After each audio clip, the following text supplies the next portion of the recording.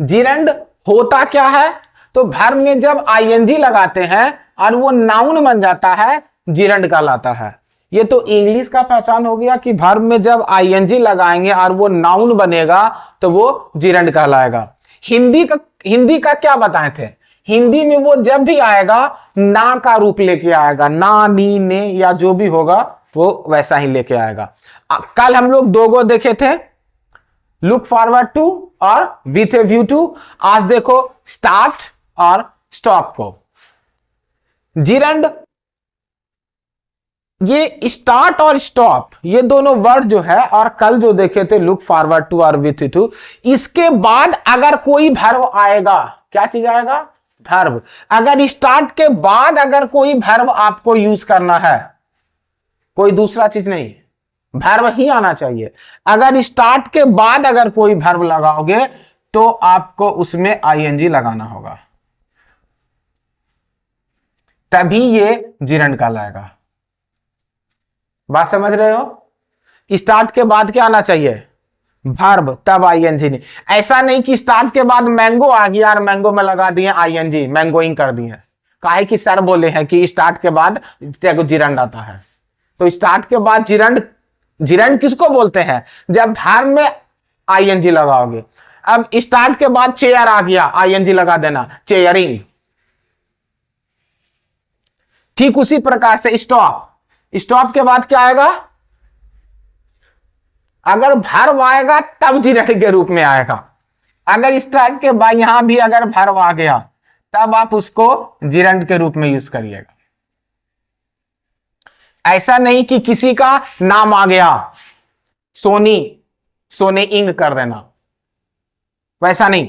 चलो वाक्य को देखते हैं। It has started. हैज के बाद क्या आता है? V3। हैज के बाद V3 आ गया है।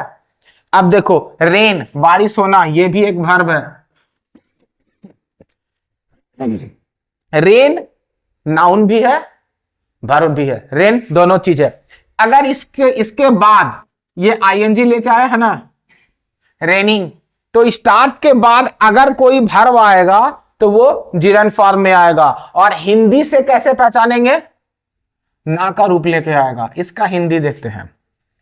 It has stopped raining. बारिश होना समाप्त हो चुकी है।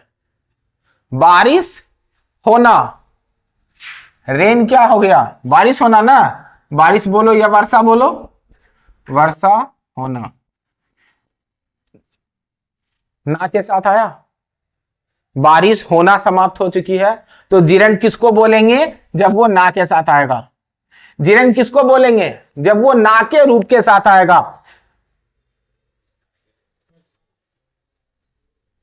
Started, sorry, it has started raining. बारिश होना शुरू हो चुकी है।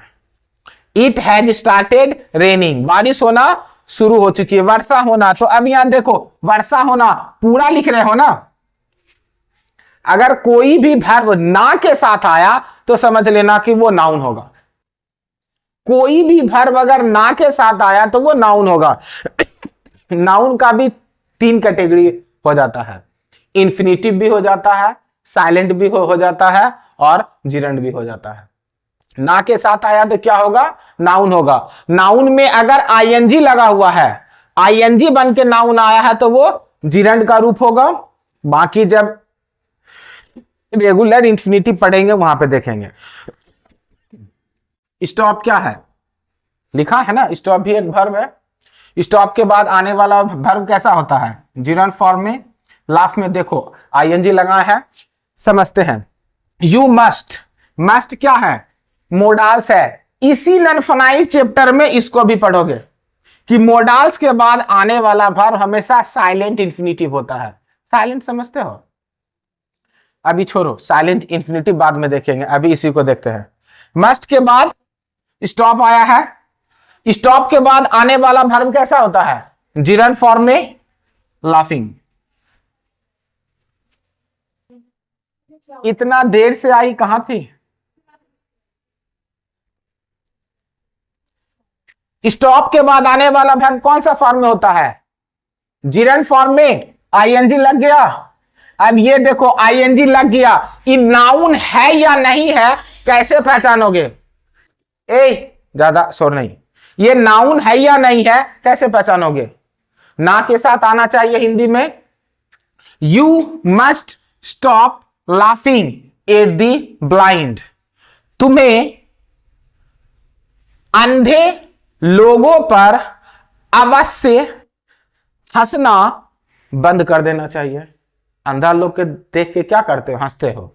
तो तुम्हें अंधे लोगों पर हंसना बंद कर देना चाहिए। स्टॉप लाफिंग, हंसना ना के साथ आ रहा है, तुम्हें अंधे लोगों पर हंसना बंद कर देना चाहिए। लाफिंग आ गया, 4 हो गया ना।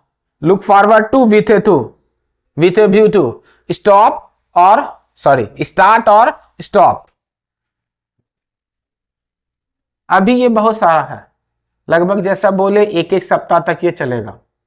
उसके बाद जीरन जब खत्म होगा तब नॉन फाइनाइट में जाना, इंफिनिटिव में जाना। अभी जो बताए थे कि मोडाल्स के बाद आने वाला वर्ब साइलेंट इन इंफिनिटिव होता है, उसको बाद में देखेंगे।